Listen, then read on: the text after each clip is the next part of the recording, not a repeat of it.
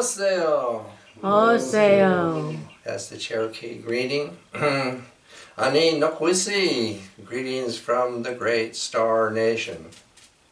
Hi. And just wanting to introduce here, this is going to be the main piece today. This is the Wolf Woman. And then I have two accompanying drawings. These are my drawings here. This is, my Mona Lisa here. And there over there, La Senora Claudia. So,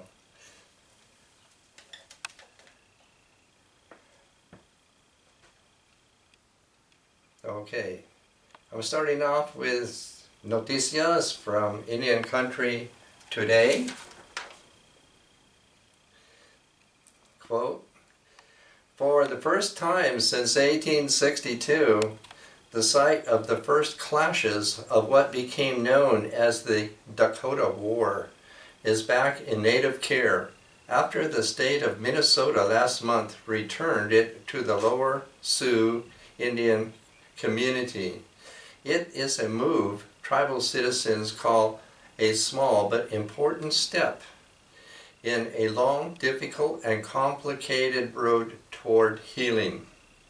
Quote, "It's been a very slow process, but with patience and communication and consultation between the agencies and the First Nations, we are going to have a good day to celebrate," said Lower Sioux President Robert Lee Larson. Talks to repatriate the historic 120-acre site along the Minnesota River began in 2004 and last month, and after getting legislative approval in 2017, the Minnesota Historical Society turned over the property to the Lower Sioux Indian community. Now these words, Indian, Sioux, and tribe, these are all sort of archaic terms still in usage. The Lower Sioux Indian community is Midi Wakontunwan, meaning dwellers at Sacred Lake. Also, the Anglo pronunciation of Minnesota is the Lakota Minnesota, literally water smoke. Most likely river haze, that's what I would say, or hazy river. That's what it would mean.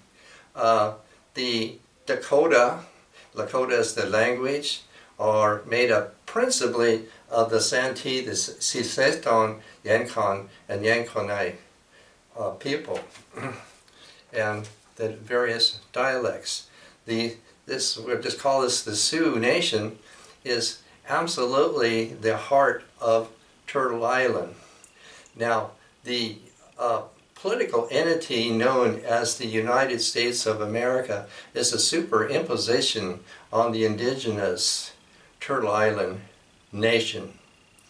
And that's very, very relevant because the center of Turtle Island's nation are this great, great nation we're calling the Sioux Nation that ranged all the way from Saskatchewan in Canada all the way down to the Gulf of Mexico, all the way from the Rocky Mountains over to the Great Lakes.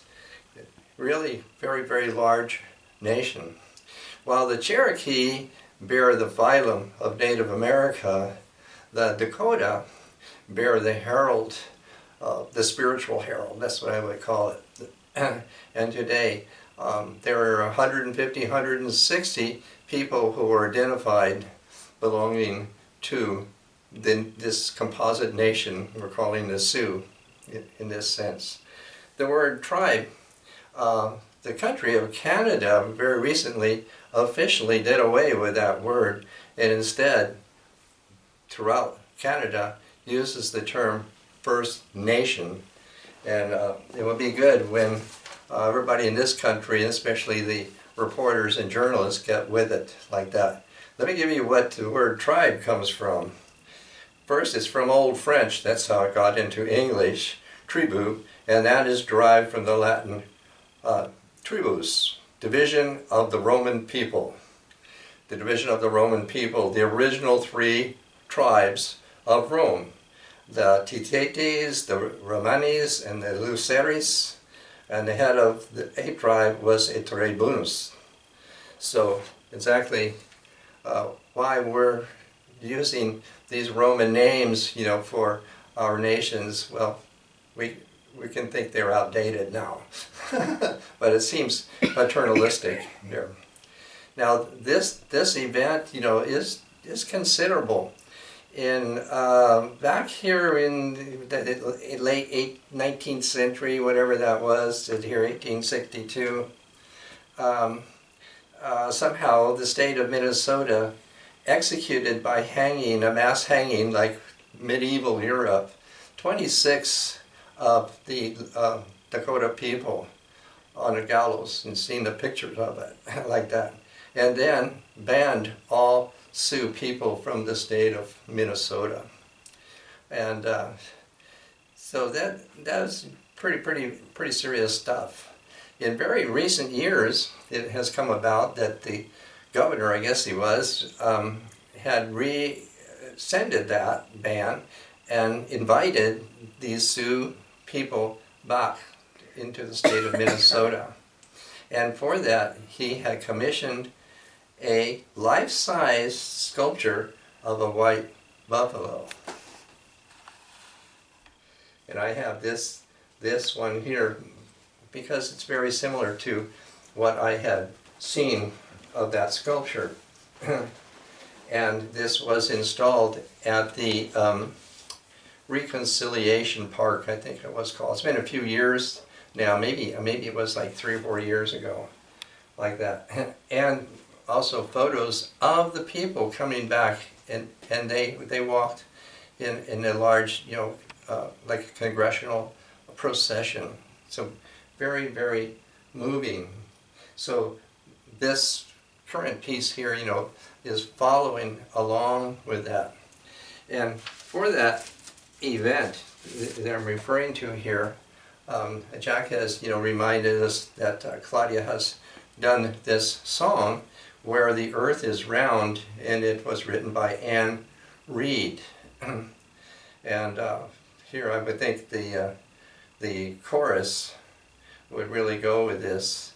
And we are here because of souls who walked before and called this home, bowed their heads on a trail of tears, falling down, and now today they are resting here within this space, where the earth is round, where the earth is round.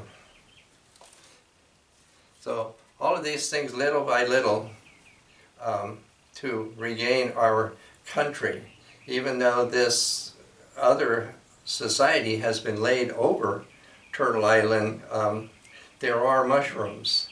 Every Native American alive today has outlived a state-sponsored genocide.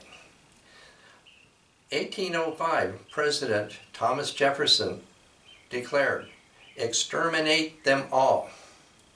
And in that he, gave a license. He gave a license to American citizens to carry that out, and so they did. So just of these people here, 150, 160,000 people who are living as members of the Sioux Nation today, and we have many others. The survivors of the Cherokee Trail of Tears now numbers thousands, and so forth. So we still are here, and we still are gaining in a new way. We are looking at a new nation, a new kind of nation, and everything seems to be showing that shift today. So that's got a little synopsis, for this occasion again. And another one that has come up here from Indian country today, during the so-called, I hate to have to say the name, Trump era, he did a lot about undoing all the things that Obama did, especially, taking away, the protection in national parks and so forth. and very importantly was he took away most of the protection from a national park in Utah called the Bear's Ears. And in doing that, and this isn't the only one, but just that's the one that's the issue here at this moment, the area had just been inundated by, well, called, tourists and looters and vandalization and all kind of, things, trashing it. That place, it'd be kind of like Yellowstone Park, is very, very significant to all of Native America. And what this article is about is now about Deb Haaland. And you could just kind of shoot over there. And this is my honor shield of Deb Haaland. And the eagle down feather there is also a way of saying in Lakota that she is confident and that she can be trusted and that she is strong and resourceful. So this is very, very, very important because Deb Haaland, is a herald now of something new that is coming about here in our country. And so let me read a few lines, from this article. On her first trip as the new secretary, Deb Haaland arrived in this small town, which is named Bluff, Wednesday for 3 days of meetings. She is the first Native American cabinet secretary in the United States history. She's reviewing what to do with the Bear's Ears National Monument and the nearby Grand Staircase Escalante National Monument that Trump had reduced in size. After her visit, Haaland is expected to recommend that President Biden restore the Bear's Ears boundaries to at least 135 million acres established by Obama in 2016. And Biden's allies see Bear's Ears as an opportunity to prioritize conservation over fossil fuel extraction on public lands. And of particular importance for Native Americans who want to see the monument not only restored, but even expanded beyond Obama's boundaries. Without protection, the remains of thousands of Native American settlements and cultural sites are in grave jeopardy. So there is a coalition of 5 nations, backing this issue up. At the end of the day, there are sanctuaries and cathedrals of worship and cultural practice for our First Nations. So that's the real thing with Deb Haaland, figured here. The Republican officials and so forth, they of course do not want any of this. They are more interested in exploitation, and here in Native America we are interested in the restoration and a new movement of restoration. Seriously. So that is the main thing that I want to bring these announcements as we can do this at this time when I'm making these Coyote talks here. Last week I presented, we had March was Women's History Month, and so that really generated my theme for these Coyote talks. And this one today, I'm carrying on from last week, Jaguar Woman, now to Wolf Woman. And I want to sort of remember, kind of offer this to somebody, and that is Erin Thomas, who now lives in Yuma, Arizona, who was formerly a resident of San Diego and also of our Twigs, as she is also a woman who has the lineage of the white wolf, and her birthday was just recently during this month of March. So with that in mind, I'm making this an offering to her here. So we'll start here looking at my drawing so that you can see that. I like it very much. And then we can coast down here to further of this display. As here, this is very, very touching of, I would say, the wolf woman who is making the offering here using the prayer wheel, and the wolf alongside of her. And down here, this is a very personable looking wolf sculpture. Okay, back to me for a minute. Now, of myself, I can say that I am from the Aniwaya, is the wolf clan. Now, this is something that's inherited because of the matriarchal design in the Cherokee Nation. Is everything passes, from the mother, from the grandmother. So my grandmother would be what I'm inheriting from. I'm inheriting from her the lineage of the wolf clan, the Aniwaya. And also, I've also been given, so I can call it, an initiation into this. So I have a lot of lore and so forth of the wolf clan, pertaining to the wolf clan, and that's one that I am doing today. Now, the star Sirius is figured as the home, the lair of the great loving she-wolf.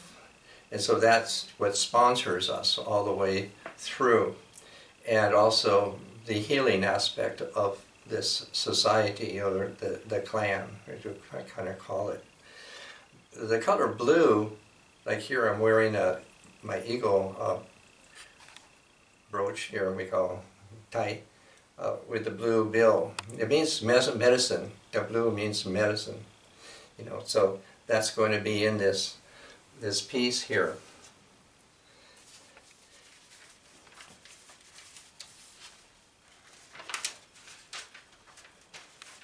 This is from the Cherokee.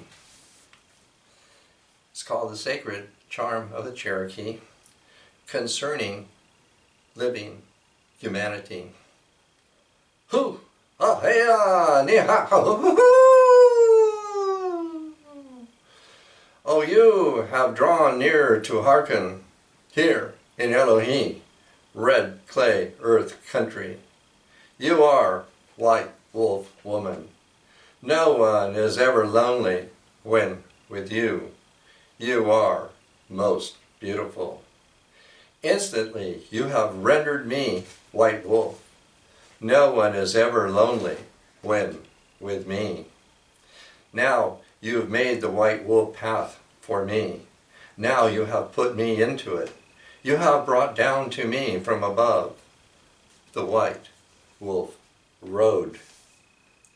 There in mid-earth you have placed me. I shall stand erect upon this earth. No one is ever lonely when with you. You are most beautiful. You have put me into the white wolf lodge. I shall be in it as it moves about, and no one with me shall ever be lonely. Instantly you have caused it to be so with me. And now here in Elohim, you have rendered the woman blue, Galunwari, medicine. Now you have made the path blue for her. Let her be completely veiled in sacredness. Put her into the blue road, and now bring her downward. Place her standing upon this earth, where her feet are now, and wherever she may go, let sacredness leave its mark upon her. Let her be marked out for sacredness where she stands. Ha! I belong to the Aniwaya, the wolf clan, that one alone which was earmarked for you. No one is ever lonely when with you. You are most beautiful. Let her put her spirit in the very center of my spirit, never to turn away. I belong to the one clan alone which was marked for you when the 7 clans began. I stand with my face toward the sunland. No one is ever lonely when with you. You are most beautiful, and I am covered by the everlasting White Wolf Lodge wherever I go, and now no one is ever lonely when with me. Your spirit has come into the center of my spirit, never to turn away. I, Coyote, arouse your spirit. Sige!